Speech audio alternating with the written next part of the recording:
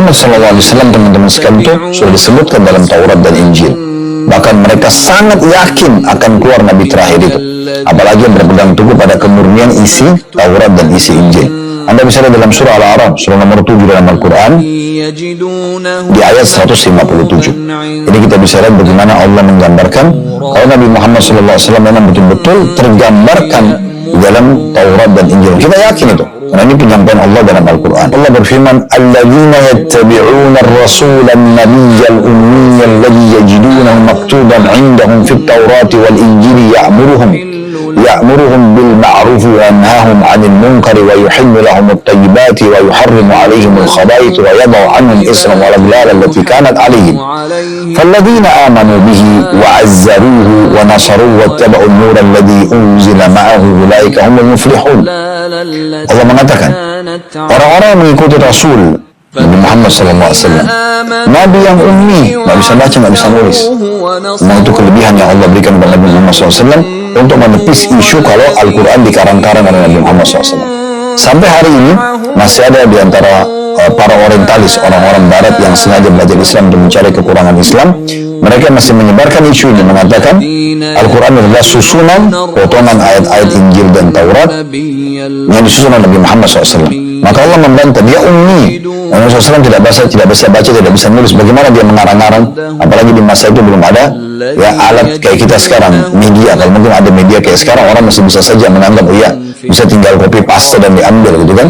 Maka ini jelas Allah mengatakan, bahwa itu orang-orang mengikuti Rasul, Nabi yang ummi, yang namanya mereka dapati tertulis dalam Taurat dan Injil, yang ada di sisi mereka, yang menyuruh mereka mengerjakan yang ma'ruf. Ciri Nabi Muhammad SAW menyuruh mereka melakukan ketaatan kepada Allah dan melarang mereka dari mengerjakan yang munkar, yang dilarang oleh Allah, dan menghalalkan bagi mereka segala yang baik dan mengharamkan bagi mereka segala yang buruk, dan juga membuang dari mereka beban-beban dan belenggu-belenggu yang ada pada mereka. Karena dalam Al-Quran ada hukum-hukum yang menghapus yang tadinya ada dalam hukum Taurat dan Injil. Di antaranya contoh misalnya Bani Israel dulu di masa Nabi Musa AS, dalam surah Al-Baqarah digambarkan kalau mereka berbuat dosa besar, cara tobatnya selain bertobat kepada Allah, kembali kepada Allah, istighfar kepada Allah, mereka juga membunuh diri mereka. Dan di masa Nabi Musa SAW sudah tidak lagi membunuh diri dengan taubat. Cukup, kata Imam Nawawi rahimahullah, mengerjakan satu dari 3 hal: meninggalkan dosa itu seketika, menyesali dan janji sama Allah tidak mengulanginya, maka sudah cukup.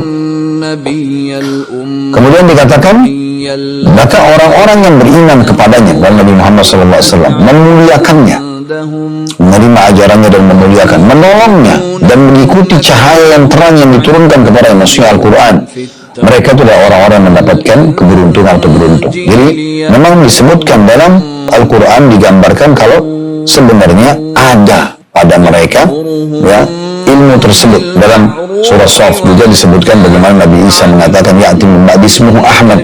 Dia Nabi Isa menyampaikan kepada Bani Israel kalau akan datang nanti Nabi setelahnya bernama Ahmad. Dan Nabi Muhammad SAW mengatakan, ya sungguhnya saya memiliki 5 buah nama, saya Muhammad dan saya Ahmad. Dua-dua maknanya sama, Muhammad sama Ahmad artinya terpuji ya. Kemudian saya Hasyir, yang dibangkitkan manusia setelah beliau dibangkitkan pada hari kiamat. Kemudian beliau juga Aqib, yang tidak ada Nabi sesudahnya. Dan juga beliau Mahi. Mahi itu yang dihilangkan kesyirikan dengan diutusnya beliau. Jadi ada 5 nama: Ahmad, Muhammad, Hasyir, Mahi, dan Aqib. Ya, ini 5 nama dari Muhammad SAW. Ini menggambarkan bagaimana Yahudi sangat menyadari dan mengetahui kedatangan Nabi Muhammad SAW, dan mereka betul-betul mengenal Nabi Muhammad SAW. Bahkan mereka lebih mengenal daripada anak-anak mereka.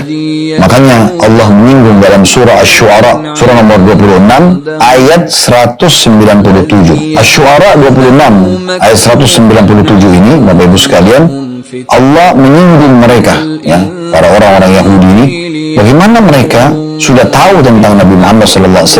Bahkan mereka hijrah ke Madinah jauh sebelum kelahiran Nabi Muhammad SAW. Tujuannya tidak lain kecuali untuk menunggu kedatangan Nabi Muhammad SAW, untuk Nabi terakhir yang mereka yakini. Allah menggambarkan yang bunyinya, awalam yakun lahum ayatan ayya'lamahu ulama'u Bani Israel. Dan apakah tidak cukup menjadi bukti bagi mereka bahwa para ulama Bani Israel mengetahuinya? Maksudnya mengetahui Nabi Muhammad SAW. Mereka hijrah ke Madinah untuk itu. Mereka hijrah ke Madinah untuk itu. Ini keyakinan orang Yahudi tentang kemuliaan kota Madinah, dan sampai hari ini kita muliakan kota Madinah.